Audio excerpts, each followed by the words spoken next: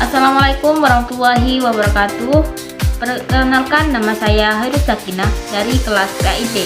Di sini saya akan mewawancarai salah satu narasumber, yaitu Ibu Anisatul Jannah. Wawancara ini dilakukan untuk memenuhi tugas mata kuliah Etika Profesi Guru PAI. Di sini saya bersama dengan narasumber, yaitu Ibu Anisatul Jannah sebagai guru mata pelajaran Pendidikan Agama Islam di UPTD SDN Praktik 1. Di sini saya ingin mewawancarai beliau untuk memenuhi tugas mata kuliah Etika Profesional Guru Pendidikan Agama Islam. Langsung saja, untuk mengefisiensinya waktu, kita mulai. Menurut Ibu, bagaimana cara menjadi guru PAI yang profesional? Untuk menjadi guru PAI yang profesional itu, yang pertama ya harus sesuai linear lah, seperti pendidikannya itu sesuai ijazahnya PAI dan ngajarnya ya PAI, itu profesional. Jadi kalau ijazahnya PAI lantas mengajarnya matematika, itu tidak profesional ya. Dan sebagai guru tentunya, apalagi guru PAI, kalau sudah dikatakan profesional itu berarti harus sudah siap dengan tanggung jawabnya. Terus sesuai materi yang disampaikan. Apabila materinya PAI, karena guru PAI jadi materinya PAI ya, harus menguasai materi PAI juga. Nah, seperti itu. Bukan kalau misalnya ngajarnya PAI tapi tidak menguasai PAI, yang dikuasai malah seni budaya atau PJOK, itu tidak profesional namanya. Jadi kalau guru PAI yang ngajarnya PAI, materi yang disampaikan PAI juga harus profesional, harus sesuai dengan apa yang menjadi pendidikan awal, seperti itu.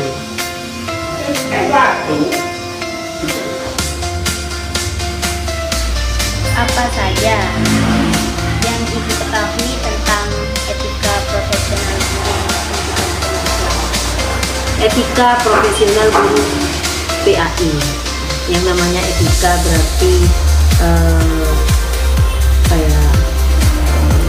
setiap kali berada di posisi guru PAI, artinya harus tetap siap dan sigap pada posisinya. Jadi kalau sudah ngajar PAI, jangan malah nyeleweng, itu sudah tidak sesuai dengan etika. Nah, kayak itu sudah tidak sesuai dengan etika. Jadi kalau sudah ngajar PAI jam 7, ngajarnya PAI sampai jam 9. Nah, jangan malah masuk jam 8, keluarnya jam 8.30, itu sudah tidak sesuai dengan etika. Sama juga itu kalau lagi ngajar juga, ngajarnya PAI ya, yang diajari kepada murid itu juga menggunakan bahasa yang baik. Jangan sampai mengeluarkan kata-kata yang kotor, itu termasuk etika profesi guru. Terus juga harus memiliki keadilan ya. Kalau sudah menjadi guru itu harus sesuai etika ya, termasuk keadilan ini, keadilan dalam memberi nilai. Jadi kalau yang pintar ya kasih nilai yang bagus, kalau yang cerdas kasih nilai yang bagus, yang aktif juga kasih nilai yang bagus. Terus bagaimana untuk anak yang tidak kemampuannya berkurang atau kurang ya, tapi orang tuanya dekat dengan guru tersebut, artinya dekat dengan ibu, itu harus tetap sesuai etika ya. Jadi nilainya tetap, misalnya 75 ya kasih 75, jangan karena sogokan, atau biasanya kan dikasih itu ya, Kebanyakan saya pengalaman sendiri itu ada dikasih. Ya tetap kalau anaknya tidak mampu, berarti tetap tidak boleh menaikkan itu nilainya, kecuali memang anaknya aktif, jadi boleh memberikan nilai tambahan untuk siswa tersebut seperti itu. Lalu apa saja perilaku etika yang harus dimiliki oleh guru pendidikan agama Islam? Apa tadi? Etika apa saja yang harus dimiliki oleh guru pendidikan agama Islam? Etika yang harus dimiliki guru pendidikan agama Islam. Yang pertama, berintegritas.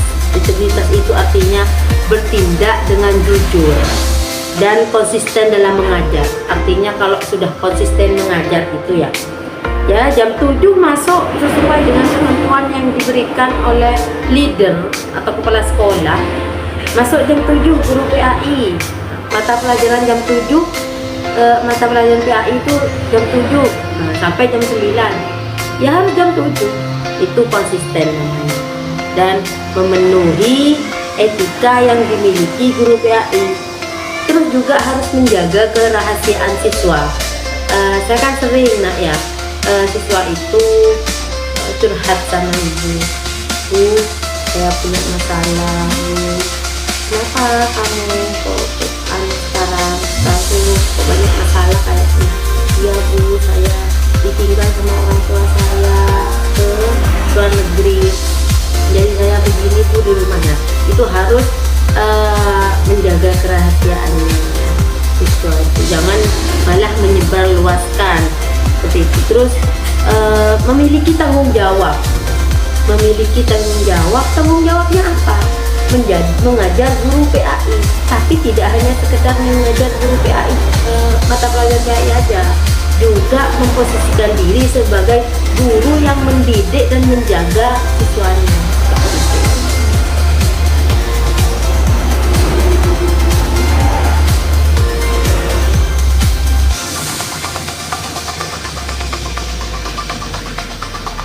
Lalu bagaimana cara menerapkan kode etik di PAI dalam praktek mengajar? Kode etik guru PAI. Bentar ya.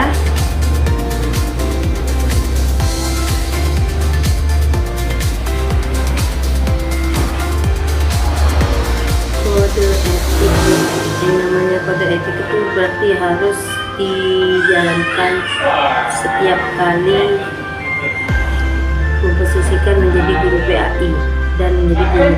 Yang pertama, melakukan pengembangan kesadaran etis. Apa itu? Guru PAI harus memahami dan mengintegritas kode etik profesional, dan juga menjaga etika guru selama berada di sekolah, juga di luar sekolah, tidak hanya di dalam sekolah. Terus menghormati siswa, termasuk di dalamnya juga. Menghormati siswa itu ya kalau siswanya bertanya, Bu, saya mau tanya, bukan malah gak usah tanya dulu, itu tidak boleh ya, jangan dilakukan. Artinya kalau ada siswa yang ingin bertanya, hargai. Oke nak, mau tanya apa? Atau mungkin ada siswa yang mau berpendapat, silahkan nak. Ditampung seperti itu. Itu termasuk ya, kalau untuk semuanya mungkin kurang lah. Apa saja hak dan kewajiban yang harus dipenuhi oleh guru PAI? Hak dan kewajiban guru PAI yang pertama, kalau sudah masuk di sekolah, artinya memposisikan diri sebagai guru PAI, memberikan pengajaran PAI, pendidikan agama Islam apa? Ya, Al-Quran dan Hadis, terus SKI, seperti itu, sejarah kebudayaan Islam, apalagi terus apa tadi pertanyaannya? Dan kewajiban. Hak dan kewajiban. Terus guru juga berhak menjaga siswanya pada saat mengajar. Kewajibannya ya memberikan pelajaran PAI seperti itu. Kewajibannya menjaga anak, melindungi siswa di sekolah seperti itu. Memberikan memberikan tausiah yang mengenai akhlak kepada anak seperti itu. Dan juga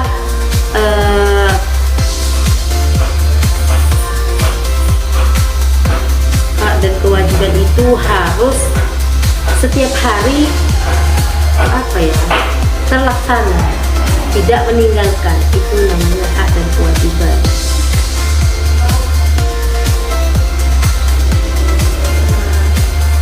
Sebagai guru PAI, bagaimana meningkatkan kesadaran tentang hak dan kewajiban guru PAI?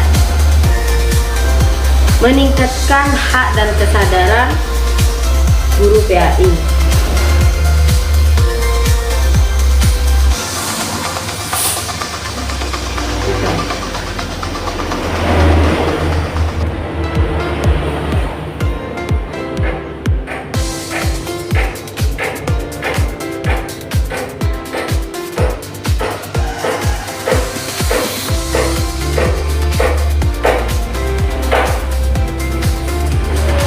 Meningkatkan hak dan kewajiban guru PAI itu ya seperti tadi yang Ibu katakan, setiap harinya harus dipegang untuk memiliki haknya apa? Haknya mendapat gaji juga, terus berhak memberikan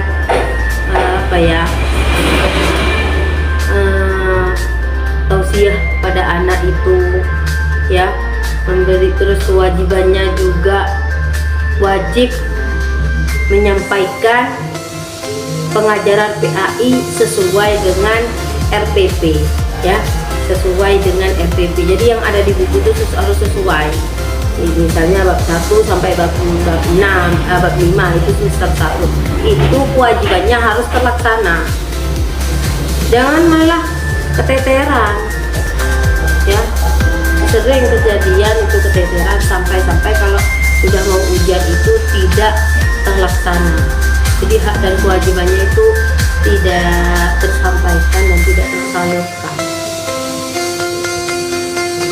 Bagaimana cara guru PAI menciptakan iklim belajar dan kondusif di mata pelajaran ya? Iklim belajar yang baik bersama siswa itu ya, yang pertama melakukan pendekatan bersama anak itu sangat menyenangkan. Jadi bersama anak kita menggunakan bahasa yang baik kayak gitu, bahasa yang disampaikan bahasa yang baik. Dan apabila anak sedang menangis itu dirangkul seperti ini. Kalau saya dirangkul, kamu kenapa nak? Coba cerita sama ibu. Pengalaman pertama waktu ibu ngajar ya, itu saya mendapatkan anak yang sangat luar biasa nakalnya menurut ibu. Sampai waktu itu karena pengalaman pertama ya, membuat saya itu kaget, terkejut karena perilakunya. Tapi anak itu luluh ketika ibu peluk. Kenapa? Dielus kepalanya, kamu kenapa nak? Kamu kenapa? Tidak boleh seperti itu ya. Nah, kalau misalkan ada masalah, bicarakan yang baik. Nah, beri asumsi-asumsi yang baik kepada anak itu. Dan juga perilaku kita kalau di sekolah, misalnya, jangankan di sekolah, di luar pun sama. Di sekolah memberikan contoh yang baik, berjalan yang baik, nah, ya. Terus menyapa murid, nah, seperti itu. Banyak kalau di sekolah itu contoh-contoh yang memenuhi syarat itu banyak. Bagaimana peran profesional guru PAI dalam meningkatkan kualitas pendidikan? Meningkatkan kualitas pendidikan. Artinya pada saat mengajar itu ya, pada saat mengajar memberikan atau proses KBM, kegiatan belajar mengajar itu harus konsisten memberikan sajian materi yang penuh. Juga jangan sampai tergiur dengan hal-hal lain, misalnya ada kegiatan di sekolah malah berkurang kurang efektif lah seperti itu. Nah itu yang bisa menjadi menurun. Nah jadi harus tetap profesional, tetap menyampaikan ada acara apapun, misalnya kalau siswa tidak bersangkutan dengan acara tersebut, kita harus tetap memposisikan diri mengajar seperti itu. Pendekatan seperti apa yang dapat digunakan untuk mengembangkan profesional guru PAI? Pendekatan seperti apa yang dapat dilakukan? Pendekatan memberikan pendidikan dan pelatihan yang relevan untuk meningkatkan kompetensi.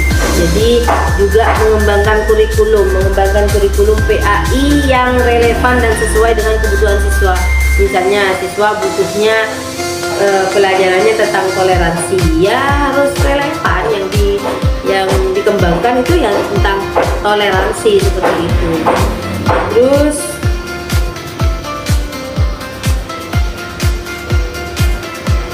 membangun kerjasama dengan komunitas. Biasanya guru PAI itu ada KKG, kelompok kerja guru. Nah itu harus saling berkomunikasi, harus saling berdiskusi seperti itu. Bagaimana cara untuk meningkatkan belajar di sekolah seperti itu. Itu harus terus terjalin sama KKG itu. Namanya KKG, kelompok kerja guru. Juga termasuk cara. Apa saja kualifikasi yang harus dipenuhi oleh guru PAI? Kualifikasi yang harus dipenuhi oleh seorang guru PAI itu, yang pertama pendidikan formalnya. Pendidikan formal itu ya memiliki latar belakang pendidikan yang sesuai. Ya seperti yang awal adik tanyakan, yang pertama harus S1 ya. S1 apa? S1 agama, S1 pendidikan agama Islam. Kalau ibu dulu tarbiyah, jurusannya PAI, jadi ijazahnya S1 ya. Terus kompetensi pedagogisnya, memiliki kemampuan mengajar. Ya harus memiliki kemampuan mengajar. Kalau nggak memiliki kemampuan mengajar, bagaimana cara kita mendidik anak? Ya tidak bisa kan ya. Jadi harus memiliki kemampuan untuk mengajar. Harus tahu bagaimana cara memberikan atau menyampaikan materi kepada anak. Seperti itu. Terus juga bagaimana kita bisa mengelola kelas dengan baik. Karena kadang kalau anak, apalagi SD ya, adik ya, itu biasanya rame. Nah, bagaimana itu caranya menghadapi? Kadang kita juga tidak bisa karena terlalu aktif, siswanya juga kadang bisa bikin rame seperti itu. Terus penguasaan materi ya sebagai guru tentunya harus menguasai. Jangan sampai tidak menguasai, malah atau nanti siswanya yang paling menguasai. Jangan. Kita sebagai guru harus paling bisa dari siswanya ya, harus menguasai itu materi. Terus menguasai materi apa aja seperti fikih, hadis, Al-Quran, dan sejarah kebudayaan Islam. Ya bisa ngaji tentunya. Bisa baca hadis, terus juga bisa bercerita. Anak-anak kan suka bercerita, apalagi cerita kisah-kisah Rasul seperti itu. Terus mampu mengelola kelas dengan baik. Nah, yang tadi saya katakan mampu mengelola kelas dengan baik itu bagaimana saat kita mengajar kelas tetap kondusif seperti itu. Ya, bisa memberikan ice breaking. Apa ice breaking? Itu permulaan pada saat belajar untuk anak-anak tetap semangat seperti itu. Kadang juga pulangnya itu bukan pulang itu sih, kalau ibu lebih ke istirahat karena jam 9 itu udah istirahat. Ibu melakukan ice breaking juga di saat jam-jam setelah usai untuk sembari mengembalikan semangat anak-anak setelah belajar menulis, menghafal seperti itu, seperti membaca sholawat naria, terus tepuk, itu bisa sering saya melakukan seperti itu. Terus juga memiliki kemampuan menilai dan mengevaluasi, jadi bisa menilai siswanya seperti apa, yang mana yang pintar, mana yang kurang mampu belajarnya, nah mana yang aktif. Terus juga pokoknya mampu memberikan nilai yang sesuai sama porsinya anak tersebut. Ya, kalau misalnya anak itu ya cerdas, berarti kasih nilai yang tinggi 80 sampai 90 seperti itu. Kalau anaknya kurang mampu, ya berarti kasih nilainya di atas KKM 78, 75 sampai 78 gitu. Terus komitmen pada pengembangan diri, sama yaitu bersedia dan pengetahuan meningkatkan kompetensi dan pengetahuan melalui pendidikan berkelanjutan. Jadi gak harus tetap jadi guru, enggak. Kita harus berkembang. Kalau ada kegiatan apa tentang yang mengacu pada guru PAI, ikut serta. Pengen mengembangkan diri, ikut PPG atau bisa dengan S2 PAI seperti itu. Itu pengembangan diri. Baik, demikian